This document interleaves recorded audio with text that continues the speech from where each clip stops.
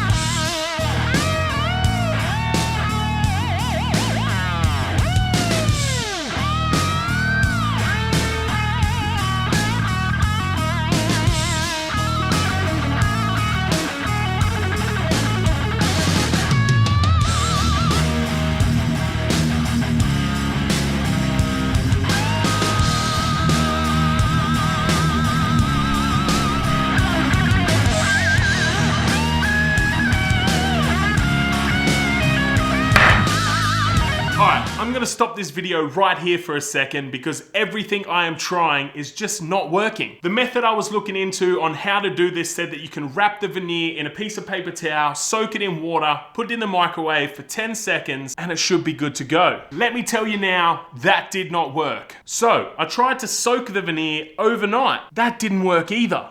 So I come to the conclusion, maybe there's something else I'm doing wrong. And of course, there was. Let's say this is my veneer, for example. It is my veneer.